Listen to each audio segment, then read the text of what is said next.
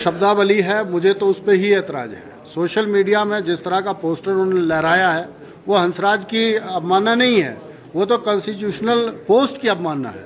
Deputy speaker का post जो है वो हंसराज बैठा हुआ ये नहीं है। हंसराज तो नियमों के अनुसार और हाउस ने हमें जो है वो पूरा समर्थन दे करके उस पोस्ट पर बिठाया हुआ है। ये तो उनको सोचना चाहिए। जिस तरह की शब्दावली उन लोगों ने उपयोग में लाई है माननीय गवर्नर जी के लिए, माननीय मुख्यमंत्री जी के लिए, जिस तरह की भाषा का उपयोग वो लोग कर रहे हैं, तो कांग्रेस के शीर्ष के नेताओं को जो दिल्ली में भी बैठे हुए हैं, लेकिन उनसे भी हमें उम्मीद नहीं है। क्योंकि जिस समय माननीय वीरभद्र सिंह जी भी हाउस में बैठते थे, हमने बहुत अच्छा हाउस देखा है।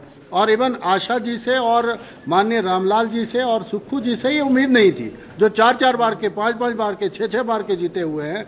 इस तरह अगर इन्होंने व्यवहार पहले सदनों में किया है जब सत्ता में रहे हैं, तो आप अंदाज़ा लगा सकते हैं कि उस टाइम जनता का क्या हाल हुआ होगा, या जनता के साथ या भारतीय जनता पार्टी के कार्यकर्ताओं के साथ किस तरह का व्यवहार रहा होगा। ये हमें इस पर भी मंथन चिंतन करना होगा। और मेरा सिर्फ लास्ट में ये कहना है आप सभी के माध्यम से कि जो व्यवहार आप लोगों ने अंदर हाउस में और हाउस के बाहर देखा है, उससे जो है वो यही लगता है कि कांग्रेस बौखलाई हुई है।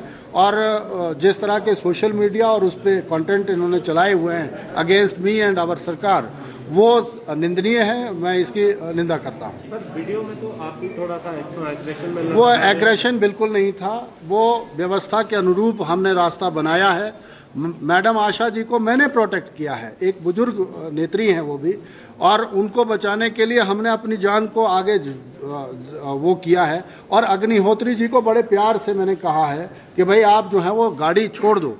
और जिस तरह से गाड़ी ठोक रहे थे, हमें तो विश्वास था, जैसा माननीय मुख्यमंत्री जी ने भी कहा, वो तो दरवाज़ा तोड़ने पर भी आमादा थे।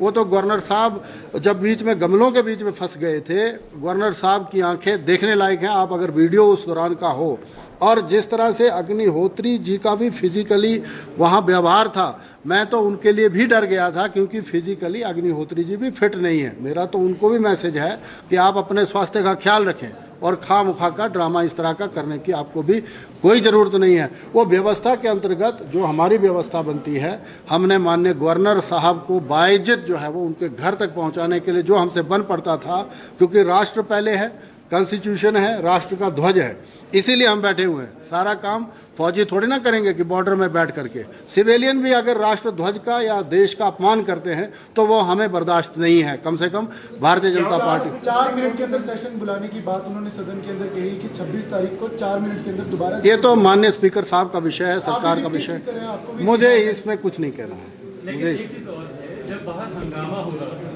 ऐसी क्या अर्जेंसी थी कि राज्यपाल महोदय को बाहर ले जाना ही पड़ा? मेरे शब्दों पर क्यों आपत्ति? लड़ने की बात मैंने लोकतांत्रिक, मैंने हाथ से लड़ने की बात नहीं कही। मैंने कहा हम हैं ना यहाँ पर लड़ने के लिए। लड़ने का अभिप्राय यही होते, लोकतांत्रिक व्यवस्था में जवाब जो लोगों के बीच में जाकर के देने की बात आती है, तो उसे वो अपना पक्ष रखे, हम अपना पक्ष रखेंगे। सबसे बड़ी बात यह है कि कांग्रेस पार्टी लोकसभा चुनाव में हारी, सारी विधानसभाओं में हार गई 68 के 68 सीटों पर। उसके बाद 2 उपचुनाव हारी, उसके बाद पंचायत के, नगर परिषद के चुनाव में हारी, नगर पंचायत के चुनाव में हारी, पंचायत के चुनाव में हारी, जिला परिषद में हारी, बीडीसी में हारी। लगातार हार का ये क्रम रुकने नहीं पा रहा। कांग्रेस हाईकमान इनसे पूछ रही है कि हार की वजह क्या है, जवाब देने की परिस्थिति नहीं है। और इसलिए नेतृत्व पर वो विचार कर रहे हैं कि इसको दिया जाए, इसको दिया जाए, किसको नेता बनाया जाए, वो उनका विषय है, उस पर हमको कुछ नहीं कहना। लेकिन इतनी बात जरूर है कि जिस प्रकार से सारी व्यवस्थाओं को अस्त व्यस्त करके वो अपनी बात कहने की कोशिश कर रहे हैं, मनवाने की कोशिश कर रहे हैं, वो हमको स्वीकार नहीं है। सर, प्रतिरोध करना चाहिए। पहले speaker has gone on record saying कि his life is in threat, उनको धमकियां भी आ रही है। क्या सरकार उनको एडिशनल सुरक्षा देगी? इतना गंभीर विषय। देखिए, जहाँ तक उन सारी चीज़ों का जो है विवेचन जो है वो हमारा सिक्योरिटी के लिए जो हमारी व्यवस्था रहती है उपलब्ध कराने की दृष्टि से, थ्रेट किस तरह का है, और वो सारी बात को उन्होंने जिस प्रकार से कहा है उसको एग्जामिन करेंगे, उसके बाद निर्णय करेंगे। कोविड का क्या स्टेटस है हिमाचल